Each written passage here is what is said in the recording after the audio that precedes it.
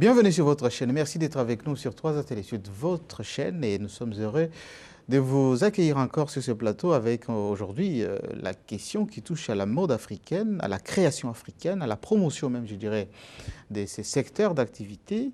Nous sommes avec une créatrice, en quelque sorte l'une des personnes qui travaille dans ce secteur depuis un certain temps. Elle s'appelle Mariette Dicko.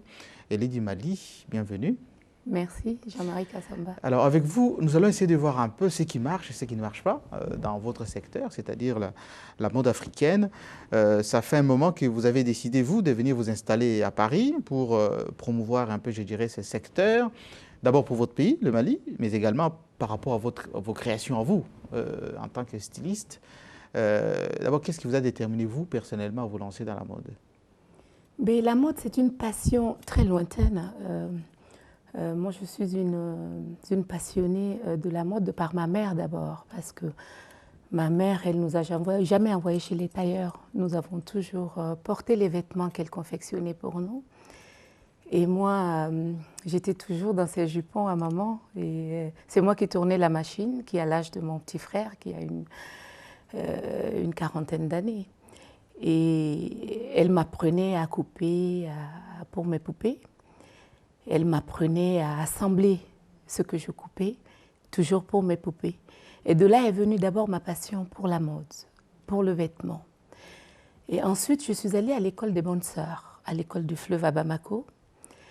Et là-bas, on nous a presque tout appris. On nous a appris à coudre, à broder, à tricoter, à entretenir le linge, à faire des études évidemment.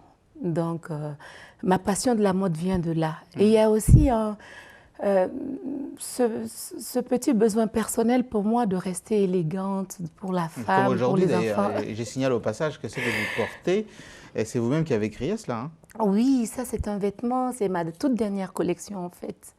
C'est à base de paille Niaga tissée du Mali avec de la soie brodée et pailletée. Donc c'est un mélange de tissu traditionnel tissé du Mali et de tissus contemporains, de tissus modernes. Alors, vous êtes sur un fauteuil qui est réservé généralement aux hommes politiques, aux chefs d'entreprise ou quelquefois aux professeurs d'université. Moi, je vous ai invité, c'est parce que vous vous occupez aussi de la promotion de création de votre pays d'origine, le Mali. Vous avez participé il y a quelques semaines à Paris à une manifestation qui assurait la promotion de l'artisanat du Mali au niveau international. D'abord, pourquoi vous vous intéressez à cette activité-là? Première question. Et puis deuxième question, que représente aujourd'hui l'artisanat du Mali? Jean-Marie Kassamba, tout d'abord, je suis fière d'être dans ce fauteuil. Et juste après, le directeur de la promotion de l'artisanat du Mali, du CNPA, j'en suis réellement fière et honorée. Moi, je participe en fait à la fête de l'artisanat du Mali en tant que consultante chargée de la promotion du textile du Mali en France et à travers l'Europe. Et je remercie le ministre de l'Artisanat du Mali qui m'a fait confiance et qui m'a confié ce petit volet-là de l'artisanat, de la promotion de l'artisanat du Mali et du tourisme. Et en fait, c'est pas parce que je sais le faire mieux que tout le monde, c'est parce que maintenant je vis en France. Et avant de vivre en France, je venais à toutes les éditions de la promotion de l'artisanat du Mali en France. Et ce que je fais est assez particulier quand même, parce que s'essayer à allier les deux modes, c'est-à-dire la mode occidentale et la mode traditionnelle du Mali, c'est pas assez aisé, et parce que les gens sont réticents et disent est-ce que ça peut marcher? Et moi j'ai pris ce risque et je crois que mon ministère de tutelle, le ministre de l'Artisanat du Mali, l'a compris. Mais quelles sont les réalités du terrain, vous qui êtes maintenant dans cet environnement-là? Est-ce qu'il y avait un déficit en termes de promotion de l'artisanat du Mali, ou bien vous avez découvert d'autres filières que les autorités n'avaient pas encore décelées? Ben, écoutez, je crois que les autorités décèlent que tout est important, très important, mais le volet textile du Mali, ils n'avaient pas encore vu quelqu'un s'intéresser réellement à la promotion du textile du Mali en France. L'Afrique est portée par l'Afrique. Le vêtement africain marche très bien en Afrique, mais que le vêtement malien soit défendu par une femme En France, c'était une première, c'était réellement une première. Et pendant les foires et expositions, on a vu réellement ce que je fais. Dans mes 3 styles, le style moderne, le style moderne et le style traditionnel, on a vu que la clientèle, les Parisiens, pas simplement les Africains, nous les Africains, mais les Parisiens, les Européens s'intéressaient sur les foires à ce que je faisais. Et mon stand était toujours bondé de monde pendant les 5 éditions. Et je crois que ça a permis de comprendre que la mode africaine, mais qu'est-ce que vous avez apporté à titre personnel, Mariétou Dicko, à cette activité-là? Pourquoi vous et pourquoi pas les autres? Ben, écoutez, parce que moi, j'ai cette chance-là quand même d'être binationale. Je suis multiculturelle parce que j'ai travaillé 14 ans pour le système des Nations Unies. Je comprends un peu mieux l'approche qu'il faut avoir avec cette clientèle. L'approche marketing, l'approche marketing, et j'ai une formation de commercial. J'ai travaillé pour les assurances Soutra dans le temps et j'ai travaillé pour la compagnie pétrolière Shell au Mali comme responsable commercial. Pas de publicité, vous êtes une télévision internationale. Merci. Donc, à ce titre-là, je sais me comporter face à une clientèle étrangère. Je sais comment vendre un produit. Et je crois que ceci aussi a contribué au fait que cette confiance m'a été... Avec quel bilan, depuis que vous avez... bon, c'est peut-être un peu tôt de vous demander le bilan de la dernière manifestation qui a fait quand même plusieurs villes de France. Mais aujourd'hui, avec un peu de recul, qu'est-ce que cela a apporté au Mali? Ben, je pense que ça a apporté le fait qu'on ne minimise plus le Mali sur le plan vestimentaire. On ne se dit pas non, il n'y a que des boubous que les Maliennes traînent. On a compris que le Mali peut être porté partout, à travers le monde entier. Donc je crois que ça, c'est un plus. Ça, c'est une rénovation du secteur du textile du Mali. Et aussi, il y a le fait que les acheteurs potentiels sur la place de Paris s'intéressent un peu plus à ce que je fais, moi.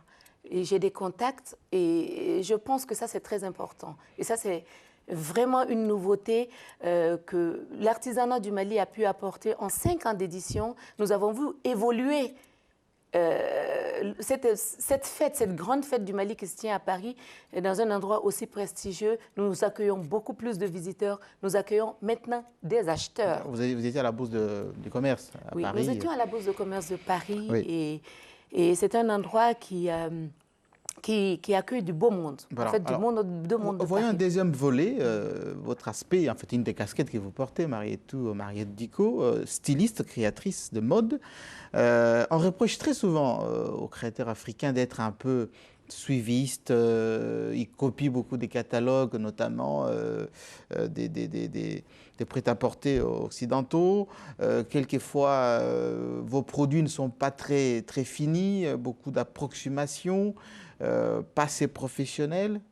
Qu'avez-vous à défendre? Je pense que ces a priori et toutes ces considérations qui sont tout à fait objectives. Et des considérations d'il y a quelques années. Je pense que les créateurs africains se surpassent maintenant. Nous avons compris que pour vendre l'Afrique... Ils ne copient pas les autres, les créateurs africains? Ils ne copient pas les catalogues? Non, je vous dis que chacun s'inspire de l'autre. La mode, c'est une tendance annuelle. Mais pas au point de copier les catalogues in extenso, même s'il y a des pagnes africains. Je pense que les créateurs de mode ne copient pas les catalogues. Il y a les couturiers, il y a les tailleurs, il y a les créateurs de mode. Les créateurs de mode sont là pour apporter un plus, pour apporter leur savoir-faire et leurs idées. En fait, ce qu'ils ont dans la tête, qu'ils puissent communiquer aux tailleurs.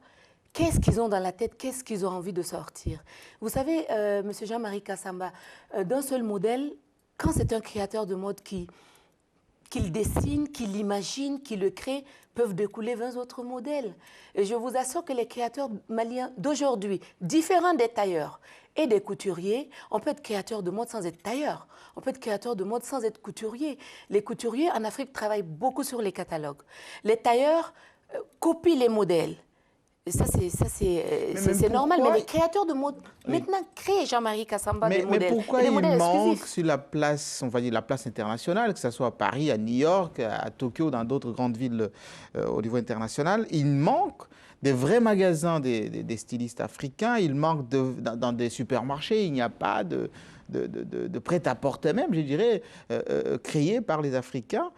C'est plutôt ceux qui viennent d'Asie, ceux qui viennent, je dirais même, des États-Unis ou du Moyen-Orient. Pourquoi vous n'arrivez pas, vous, à investir ou à être présent sur le marché international? Qu'est-ce qui vous manque, vous, les créateurs africains? Beaucoup de problèmes économiques, vous le savez. Oui, mais c'est trop facile, ça. Non, ce n'est pas trop facile. Et il faudrait des politiques de développement du secteur du textile et de développement de promotion des créateurs.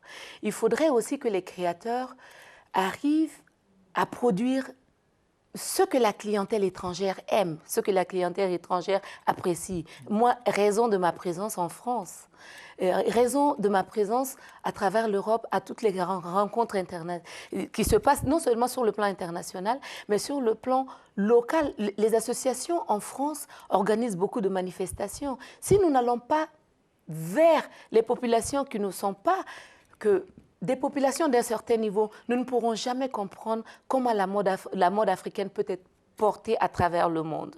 La mode africaine n'est pas portée par beaucoup de gens qui sont des adeptes des costumes cravates. Oui, donc, je vous vois, mais c'est mon bleu de travail, s'il vous plaît. Alors, je voulais juste savoir, Mariétou Benedicte, par rapport à ce que vous créateurs africains, stylistes africains, vous mettez sur le marché, souvent de mauvaise qualité, beaucoup d'approximations des fils qui pendent de partout. On porte une fois, les lendemains, ben, c'est pas portable du tout. On lave une fois, ben, il n'y a plus de couleurs. Qu'est-ce qui vous manque? De l'argent ou du talent? Là, c'est deux problèmes différents. Le problème de couleur n'est pas lié qu'à l'Afrique. Le tissé malien est un tissu très noble. La soie, vous ne pouvez pas laver la soie dans de l'eau. Il y a une façon d'entretenir les tissus nobles. Et quand on dit que le tissu africain se déteint facilement, il y a juste un problème d'entretien. Par rapport à la qualité de la couture maintenant, la qualité de la couture dépend de chaque couturier.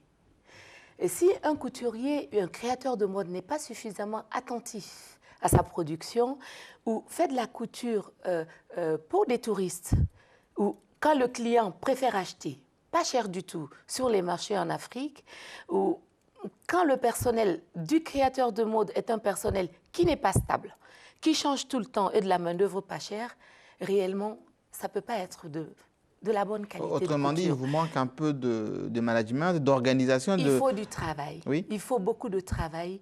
Il faut beaucoup de sérieux. Il faut beaucoup de professionnalisme. Et nous avons un problème de main-d'œuvre incroyable en Afrique. Les tailleurs ne sont pas formés. Les tailleurs sont formés de père en fils quelquefois, ou sur le tas où on pense que c'est des personnes qui ont échoué, qui doivent coudre en Afrique. Et nous devons balayer cette mauvaise idée sur le métier et essayer d'apporter à l'Afrique une formation de cette main-d'œuvre qui est une richesse incroyable. Monsieur Kassamba, tout le monde s'habille. Beaucoup de gens aimeraient s'habiller plutôt africain, mais de par tous les problèmes que vous venez de citer, certains sont réticents, notamment les personnes qui occupent certains postes de responsabilité, qui ont besoin de bien s'habiller et qui ont envie d'investir dans du solide, dans du propre, dans du net. Là, c'est normal que ces personnes soient réticentes. Mais je vous assure qu'il y a beaucoup de créateurs de mode qui ont compris et qui font des vêtements non seulement chics, bien finis, bien coupés, avec l'intérieur que vous retournez et il n'y a rien à dire. Pourquoi vous êtes si cher alors, les produits que vous proposez? Il suffit de... Même une chemise africaine, ça coûte excessivement cher. L'équivalent, par exemple, de 100 € ou de 80 ou 90 $. C'est quand même trop cher, ça. Là aussi, il y a du travail à faire, M. Jean-Marie Kassamba, parce que nous ne ferons pas porter l'Afrique si l'Afrique est aussi chère. Je pense qu'il ne faut pas faire que des habits de luxe pour une certaine clientèle. C'est normal qu'on fasse des habits de luxe par rapport à l'investissement que nous faisons. Quand un tissu est très cher, quand par exemple vous mélangez de la soie comme ce que je porte avec du pain tissé, c'est pas n'importe quel pain tissé, c'est normal que ça coûte cher. Ça dépend de ce que vous investissez mais même au départ. prêt-à-porter, c'est toujours cher. Hein. Oui, mais quand vous faites des chemises, il faut savoir faire des habits à petit prix, à prix moyen et des habits de luxe. Je crois que c'est comme ça que l'Afrique peut être portée. Il faut des gammes. Nous sommes obligés de travailler par gamme. Mais quand un créateur de mode se dit non, moi je ne fais je ne fais que pour ce genre de clientèle riche, huppée. Je crois que l'Afrique ne se vendra jamais. Alors, vous êtes venu vous installer à Paris. On sait que c'est la jungle, Paris, avec beaucoup de problèmes. Quelle est votre recette à vous? Mais écoutez, moi, ma recette, elle est simple. Moi, je suis une privilégiée, si je peux le dire, parce que l'Afrique bouge en France. Mon ambassade l'a compris et je suis conviée à toutes les manifestations africaines qui se passent pour présenter justement des collections du Mali, exclusivement du Mali. Et ça dépend des thèmes, ça dépend des manifestations qui se passent où je présente un peu de moderne et du moderne, mais à base de textile africain ou de mélange, où je présente du traditionnel. Vous êtes un pistonné alors? Non, pas pistonné parce que je fais du bénévolat. Je fais beaucoup plus de bénévolat dans les défilés de mode en présentant mes collections pour justement faire ma promotion personnelle, mais faire la promotion de mon pays d'origine, de l'Afrique. Et aussi, j'ai la chance d'être une personne assez ouverte.